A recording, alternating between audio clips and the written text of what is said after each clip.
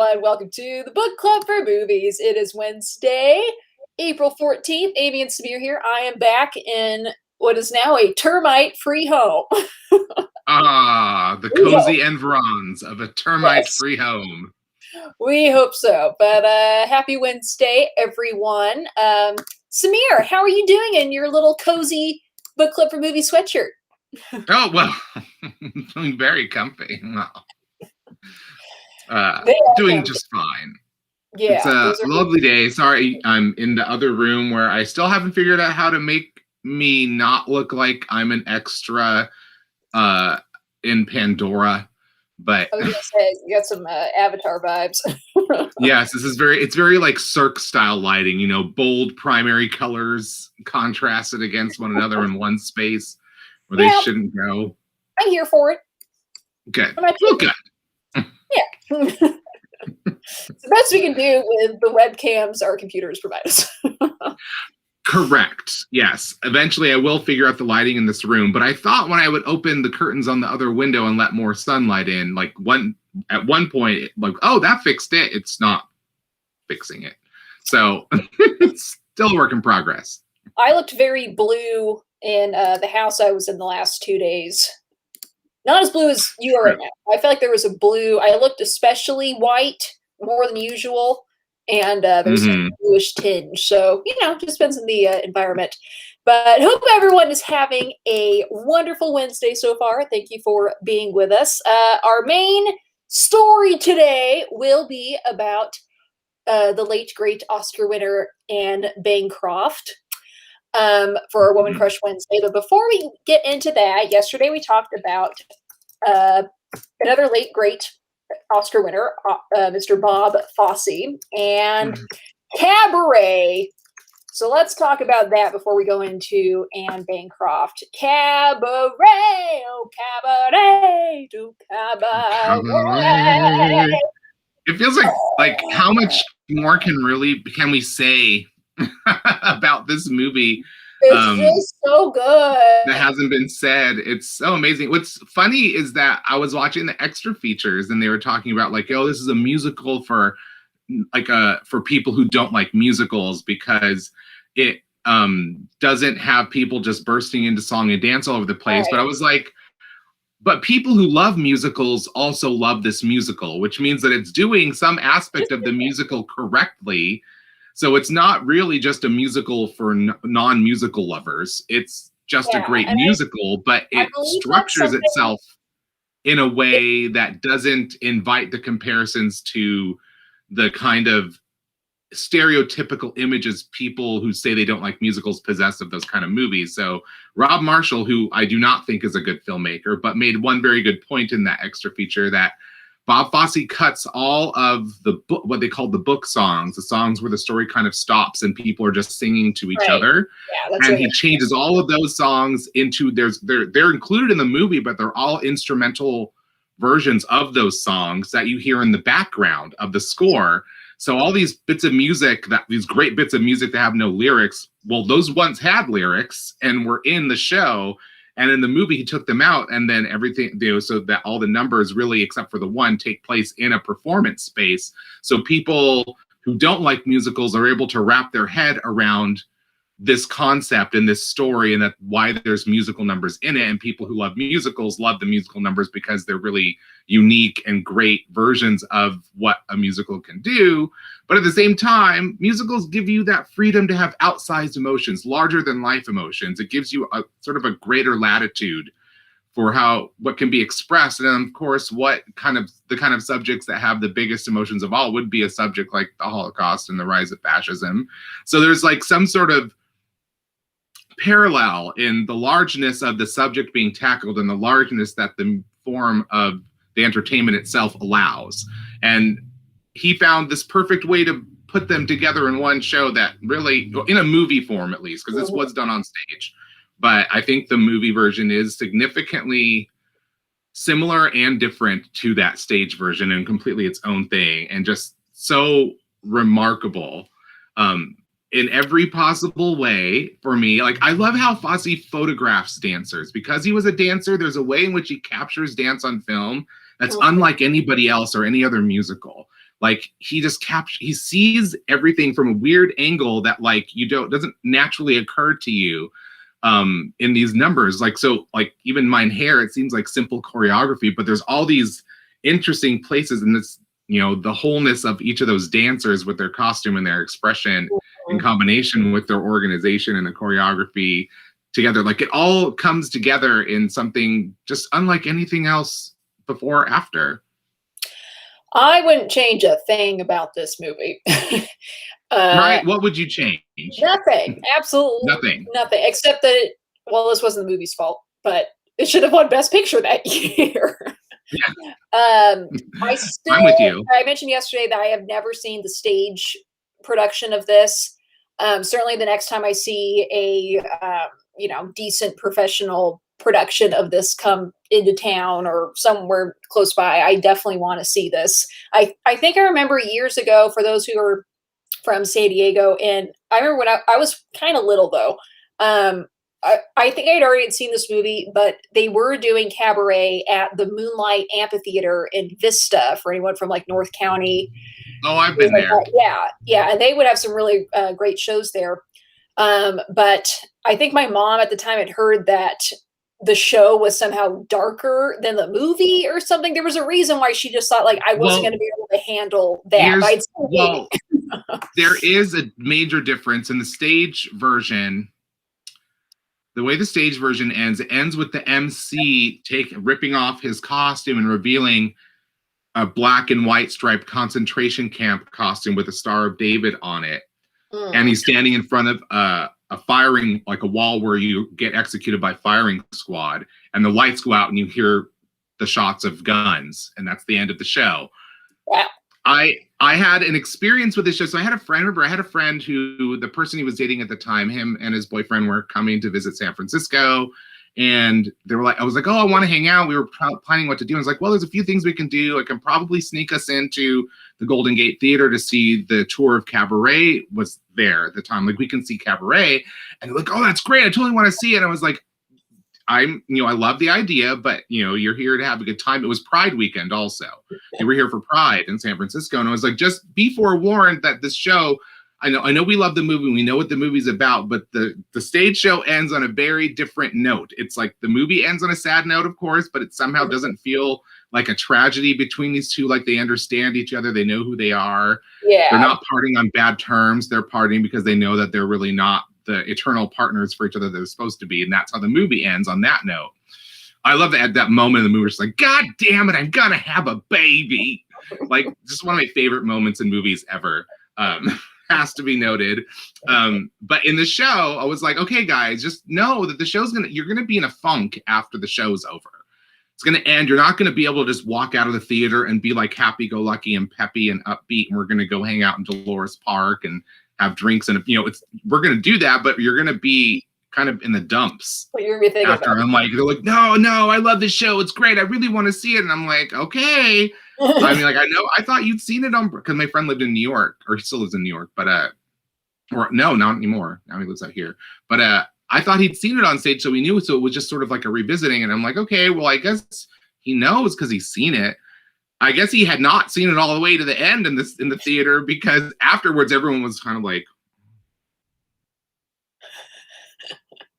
they were like really quiet at Dolores. I'm like, this picnic in Dolores Park isn't quite as jovial as I had anticipated. Perhaps it's because we watched this Holocaust drama with music beforehand.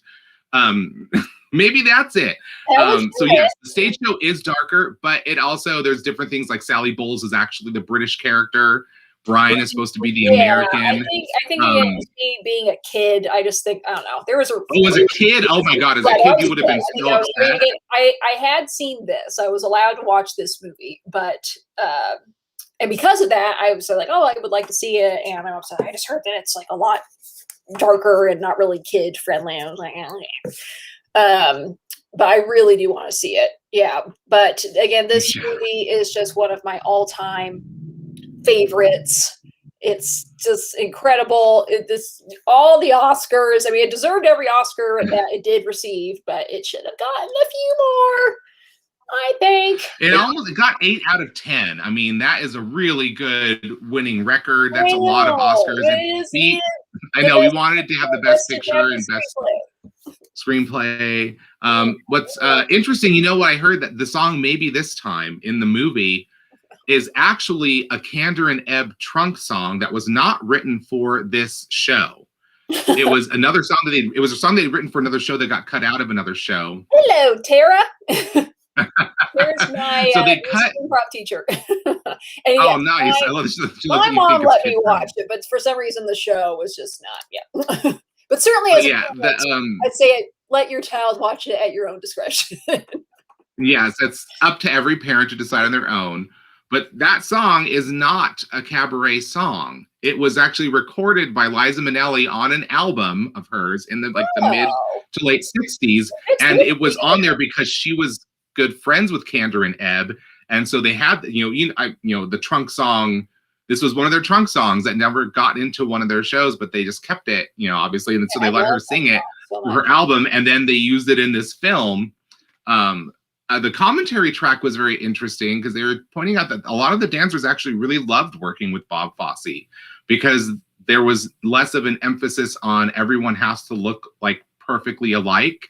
Mm-hmm. It was like, we want you to dance in unison, but there's an individual sense of character with every dancer. And he would help them sort of find an inner life to that dance. Even though they don't have any dialogue in the movie, they're speaking just through their bodies and their eyes, really. And he took the time to work, him and Gwen Verdon took the time to work with each of them to help them find like a real character in each dancer. So that's why there's an inner life that you can see coming out of each of those people in any number. So there's like all these extra levels of depth in every little detail, like even the look of the people in the audience. He went out in Germany when they were filmed, because they filmed this in Germany. He would go out and he would go to nightclubs and he would bring in people to be extras so that there were German faces in the audience, not just like all the same extras reconstituted here and there in different costumes, and none of them look like they belong in this world.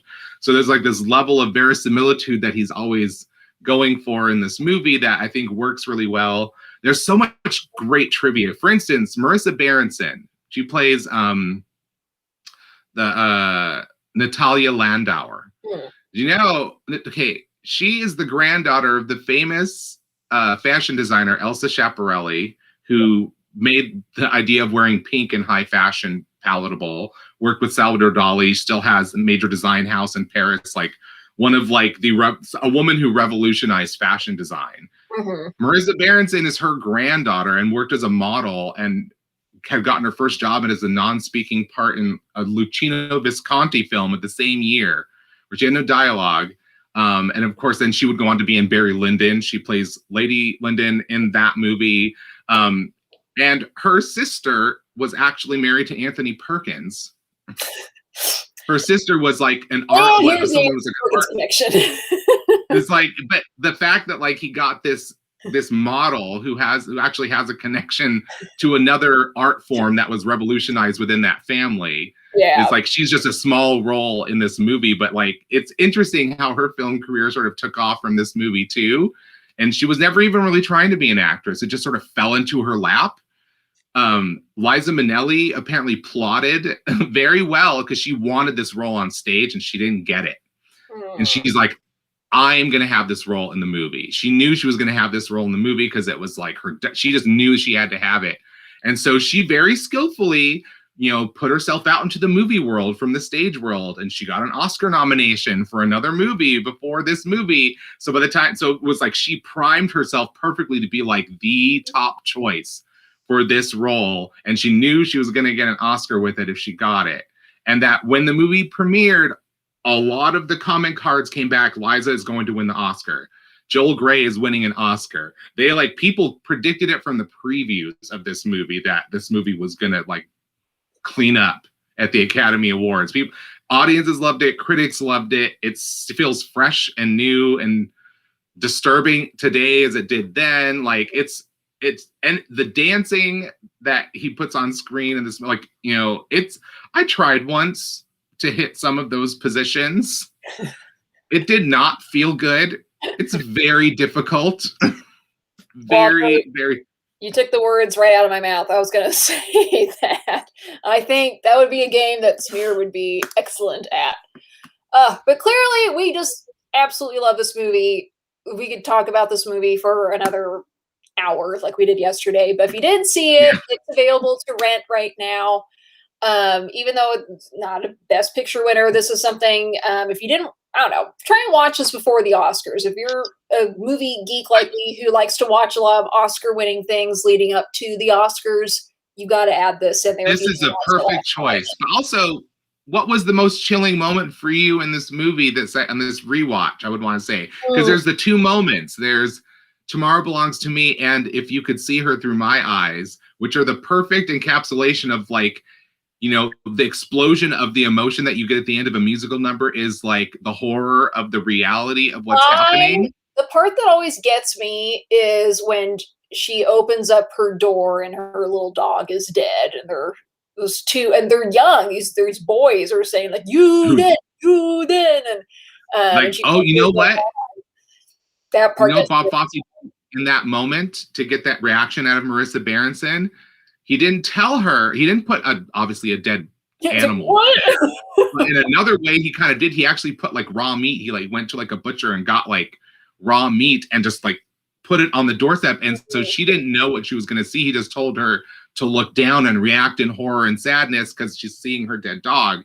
They didn't put a dead dog there, but he put something that looked gross in there. So when she looked down, her real like reaction, that's the reaction to seeing this meat there, and she knows it's supposed to be her dog. So he gave her, as an actress, someone who wasn't as skilled or as trained as an actor, he did something to get a real performance out of her that I don't think was abusive. It just gave her something real to react to, because he knew she needed that, and another actor could just imagine it a little easier, but she maybe had a little harder time getting there. So we gave her something to give her that reaction. It's just like one of those little tiny things that you do when you're making a movie that you like, you know, this is going to be on film. It's going to be forever. You want the take that's going to give the best effect for your movie. And he knew exactly what to give each performer to get that performance out of them in a good way. It was just like, it's so many things. I think that moment to me really highlighted the fact that it's like, you know, this is a wealthy family in this really nice house, and, you know, no one was immune to what was going to happen in that country if you were Jewish and surrounding countries. Yeah, that, I mean, I don't know, this whole movie, again, it's just filled. I just feel like we should stop talking about Cabaret, because otherwise we're going to keep talking about it for. Just see it. It's very hard to stop. I know. It's so good. Please just watch this movie. Okay, let's move on to Name That Movie. Here we go. We don't have that many people watching us right now, so Walter, this is on you. Yeah. All right, per usual, you have to, let me double check this. You have to guess what the movie is based on the images. All right, here we go. We're going to do two, per usual. I have not seen this movie.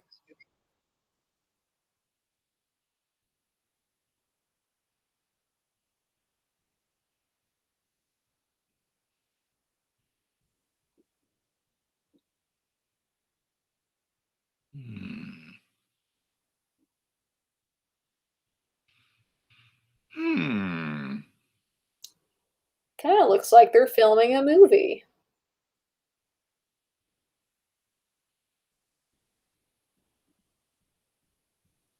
And per usual, a gun. Another gun. This one is, I mean, I have an idea, but I don't know. And I'm pretty sure my idea is actually I'm sure it 100% that it's wrong now, but I cannot figure this one out. Never seen it. Any guesses? Do you want to guess? I was trying to say. I don't think anybody knows. Day for Night. Oh, the Truffaut movie. Yeah, I have not seen it. None of us knew. None of us knew. Feels shamed. But you know, that was a movie that never. No. It never made it into any of our classes. That movie. All right, But we also didn't take any French New Wave classes, so. Here's our next one. I have seen this.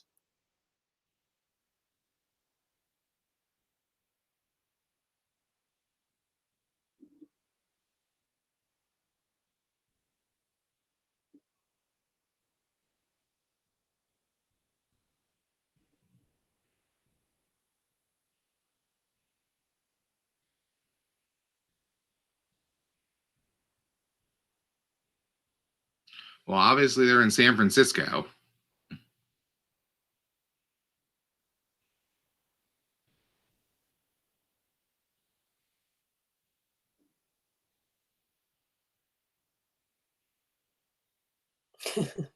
Walter got it. The Conversation.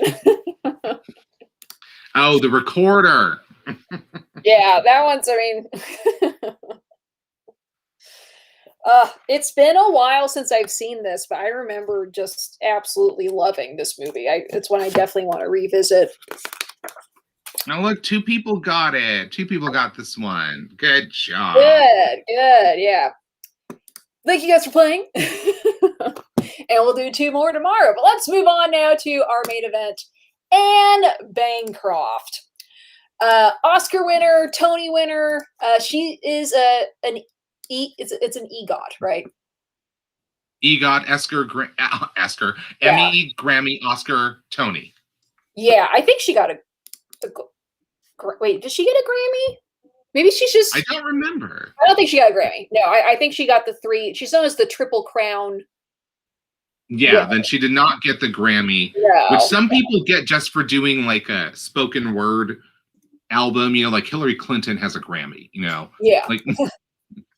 I think, yeah. But she didn't get that one, but she got the other 3 because she's freaking awesome.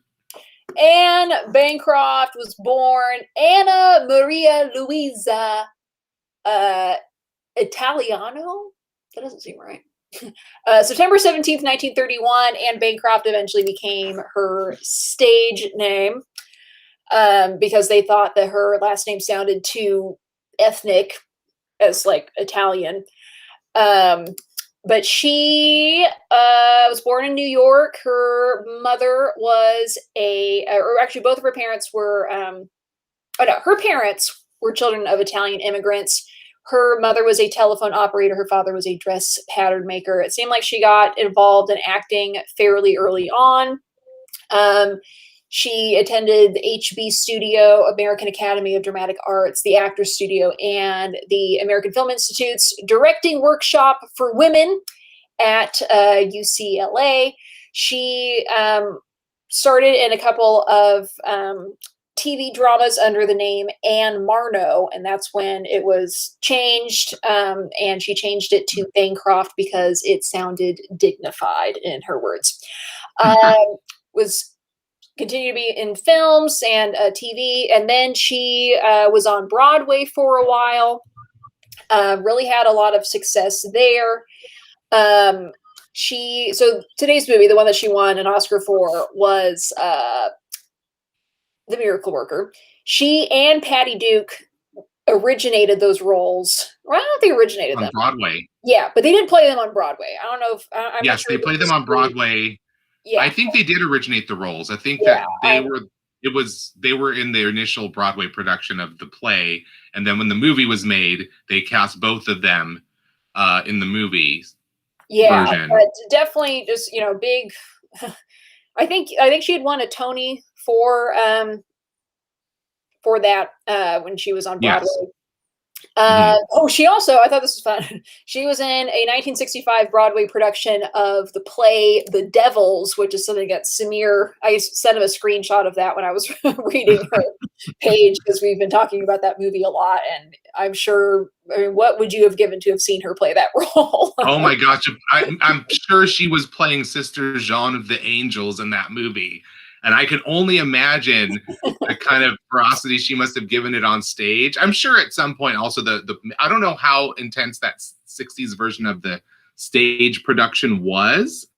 But I'm sure it was still very intense. Yeah. And asked a lot of her as a performer. But it's funny that like even in the 60s, she's already playing like like women like of a certain age kind of roles. Like she's playing women who are, she's not playing young ingenue parts, you know. And by 1968, she's in The Graduate, playing, Yeah. you know, a cougar seducer, Even you though know. she was only like a handful of years older than Dustin Hoffman at the time. So she, of course, won Best Actress for The Miracle Worker in 1963. She was nominated an additional 4 times for Best Actress. The Pumpkin Eater, The Graduate, The Turning Point, and her last one was Agnes of God in 1985. Her role in The Graduate as Mrs. Robinson certainly is, it is Mrs. Robinson, right? Yes. Certainly one of her most famous roles. I think she really enjoyed it, but she felt that it kind of overshadowed her other work for decades to come. In the 1960s, she married Mel Brooks, and they had a very long, happy marriage. They were just absolutely crazy about each other, which made me, I don't know, I was really sad reading about her because she passed away in 2005 from uterine cancer, which she had kept pretty private, and she was only in her early 70s when she died. But I was just thinking, I love Mel Brooks so much, and I was just thinking about, like, he loves her, and now he's been without her. Like, I was just, that's sad.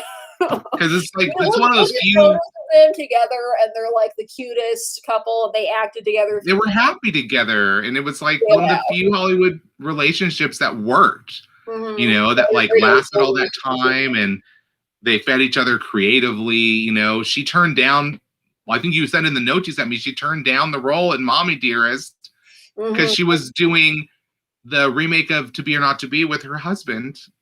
So she was, I mean, granted, that movie, I don't think all the steps that led to that movie being what it was, I will never change a thing.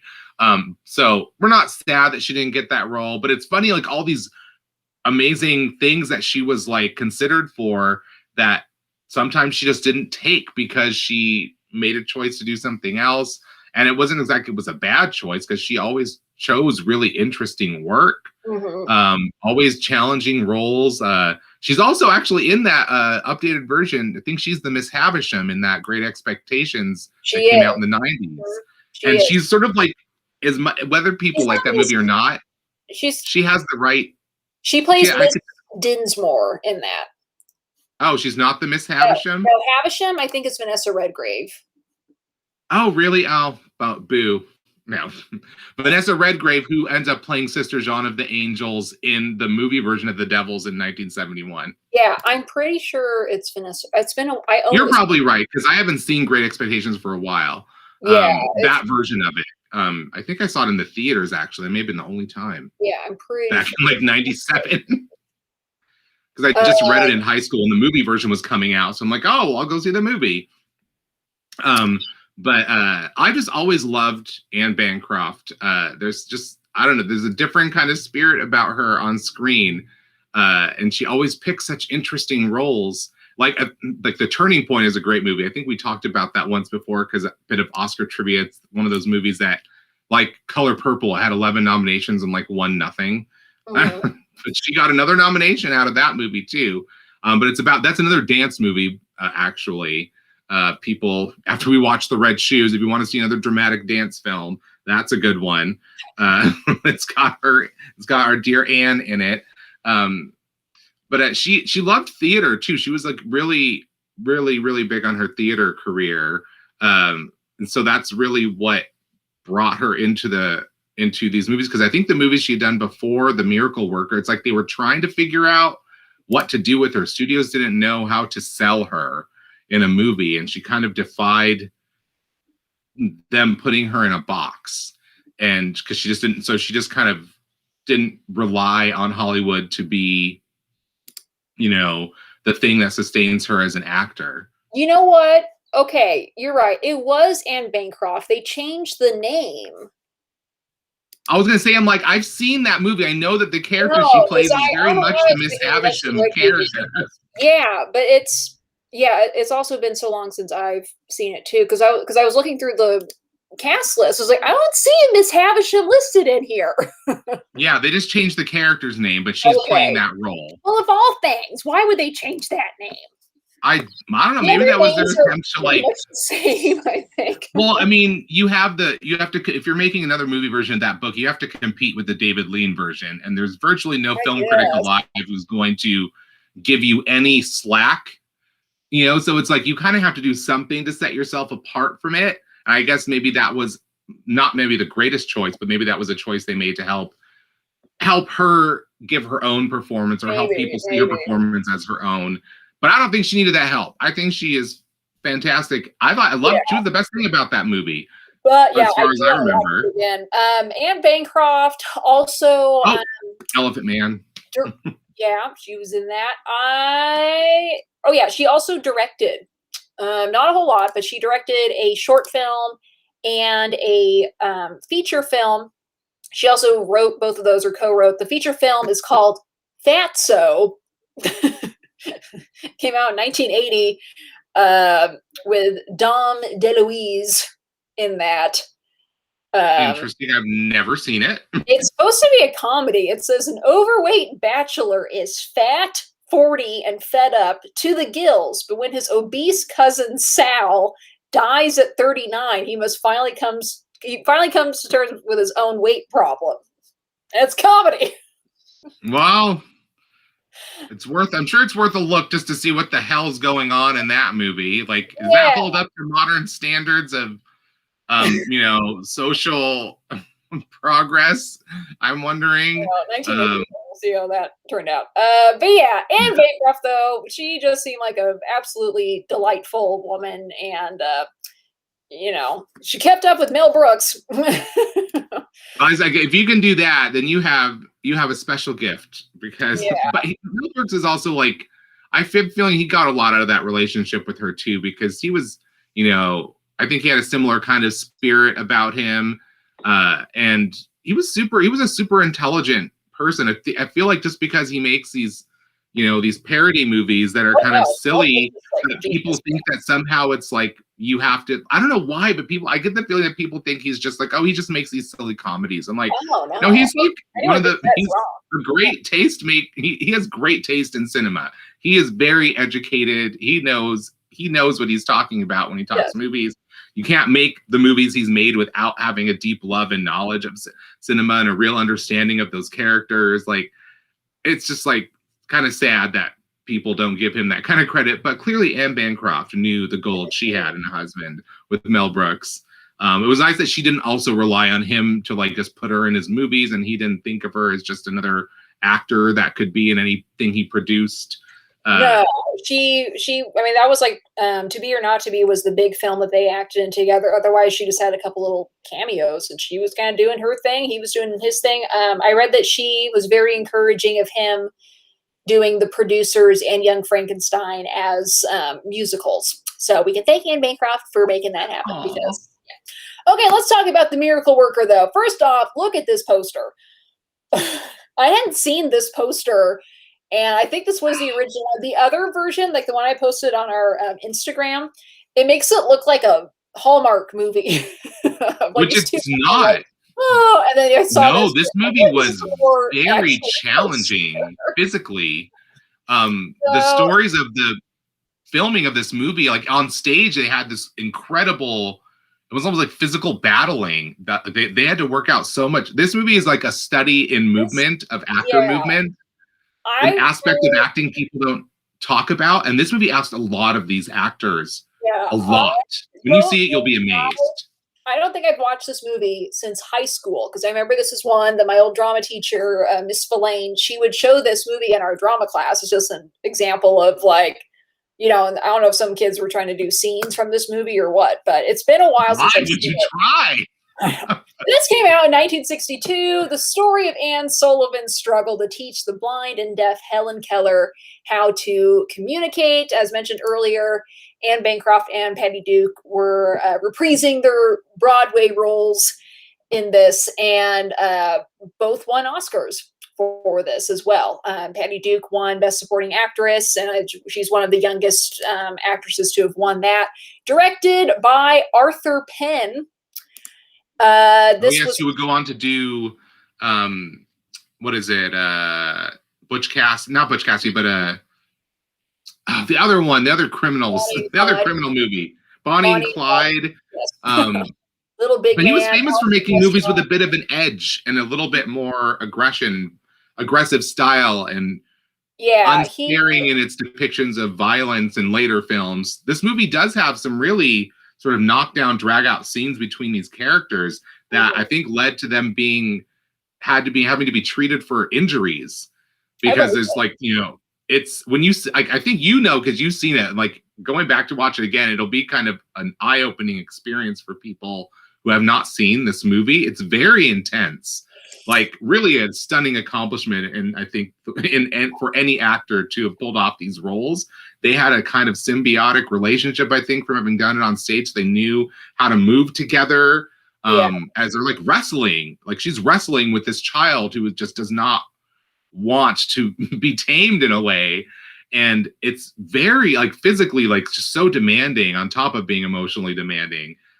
Just a stunning movie, really. And you just have no concept. You think it's like, oh, you know about Helen Keller. She's this, oh, we're so inspired because she learned these things. It's like, you think.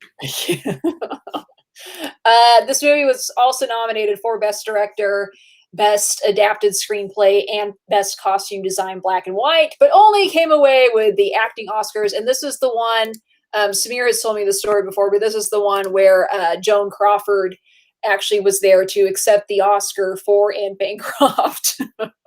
Yes, because it was the year that that year she and Betty Davis had been in Whatever Happened to Baby Jane.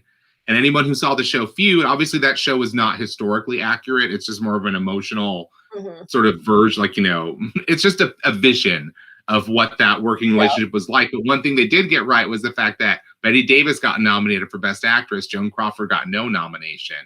And Betty Davis, there was some tension between them by the end of that movie. And Betty Davis was very high-hatted about getting that nomination because she really wanted it. And so Joan called all the other nominees because Anne Bancroft was doing a play. I forgot one of the other actors was also doing a play. And so they weren't planning on coming to the Oscars. So Joan called all the other nominees except for Betty and said, well, if you find yourself unable to go to the Oscars and you win, I would be happy to accept for you.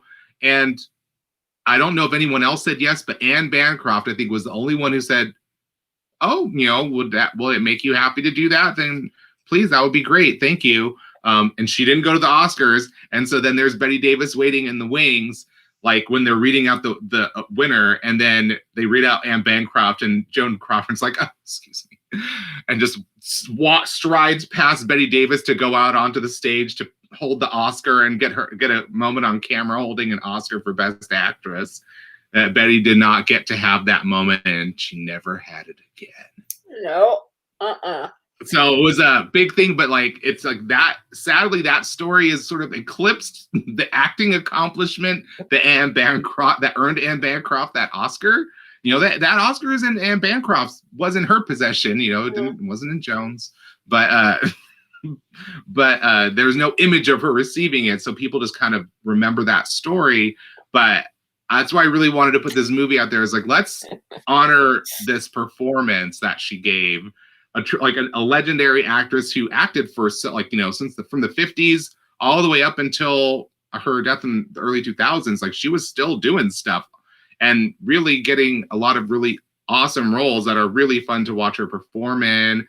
I'm glad that she got this Oscar she deserved for this movie. So I hope people do watch it, even though it will not necessarily be the most happy experience all the way through. It's gonna be tough, but it's great. I was just reading about Patty Duke, and she was 16 when she won Best Supporting Actress, and at the time, that was the youngest winner of that award, up until little Tatum O'Neal for Paper Moon.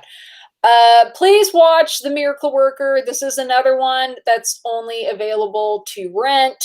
Sorry about that. Tomorrow's movie is also only available to rent, I believe. So we've had 3 in a row. Sorry about that, but it'll get better after this week as far as the rent. Promise.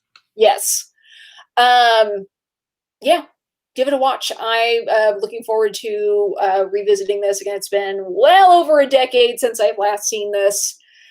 And even then, it's like I'm watching it in a drama class with like bratty high schoolers. So Right. Who like their instinct is to try to laugh at things that are uncomfortable. Yeah. Tomorrow, we are back for our genre Thursdays for movies about movies this month. Tomorrow's movie is Birdman. And yes, sorry, Luke, it is only available to rent. Last time I checked, maybe it's changed in the last few weeks, but I checked on the first of the month, and as of then, it was still only available to rent. But we'll see. We'll see. I'll, if someone finds it somewhere else legally,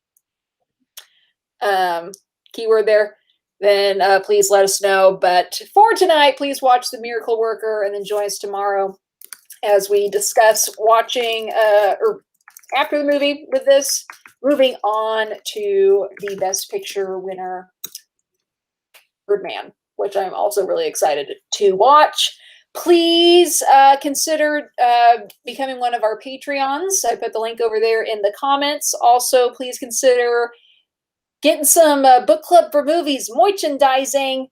You can get a sweatshirt, a t-shirt, a pin, a sticker, anything you want that they have on there. But that's on Redbubble. Just go on Redbubble and type in book club for movies or my name, and you will see it. Thank you guys for watching today. Hope you enjoy The Miracle Worker and these fabulous performances by Anne Bancroft and Patty Duke. Thank you guys for watching, and we'll see you tomorrow.